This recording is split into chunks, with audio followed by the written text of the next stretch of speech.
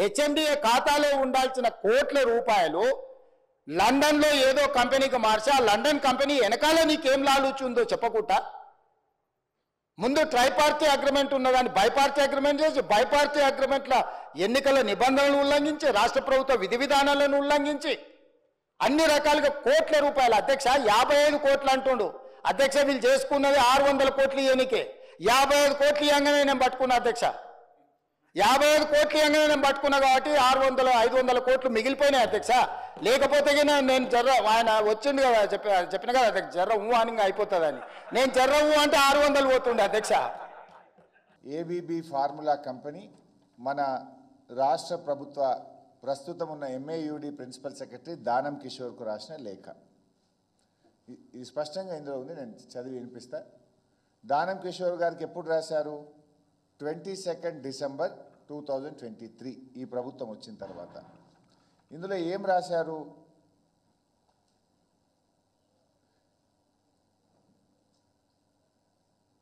Is in material breach of our agreement due to failure to pay a significant amount of the fees, third installment 50% of the fees, 45 lakh ponds 45 లక్షల రూపాయల Pond's మీరు మిగతా 50% చెల్లించకపోవడం వల్ల మేము ఈ agreement రద్దు చేసుకుంటున్నాము అని మన రాష్ట్ర ప్రభుత్వానికి వాళ్ళు రాసిన లేఖ. అంటే మొదటి 50% ఆల్రెడీ బీఆర్ఎస్ ప్రభుత్వం ఉన్నప్పుడే చెల్లించాం.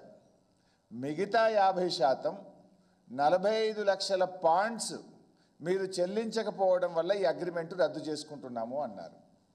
45 లక్షల పాండ్స్ అంటే ఎంత పైసా? ఇవాళ పాండ్ వాల్యూ దాదాపు 106 రూపాయలు ఉంది. 45 లక్షల పాండ్స్ అంటే I think it will be around 47 crores. 47 కోట్లు ముందు కట్టింది 47 కోట్లు, 8 కోట్లేమో ట్యాక్స్, అది ఇన్కమ్ ట్యాక్స్. అదేంది ఇప్పుడు ఒకవేళ అగ్రిమెంట్ క్యాన్సిల్ అయింది కనుక ఆ 8 lakhs ఆటోమేటిక్ రిటర్న్ వస్తుంది. రెండవసారి కట్టాల్సింది ఎంత? మరో 47 కోట్లు. ఇది నేను చెప్తున్నది కాదు, ఈ అగ్రిమెంట్ మేము క్యాన్సిల్ చేసుకుంటున్నాము, మీరు కట్టాల్సిన 45 లక్షల పాయింట్స్ మీరు సకాలంలో కట్టనందుకు ఇది రద్దు చేసుకుంటున్నాము అని సంస్థ మన రాష్ట్ర ప్రభుత్వానికి రాసిన లేఖ. అంటే ఎంత? It is only 47 lakhs, 47 crores. But Revanth Reddy గారు ఏమంటున్నారు?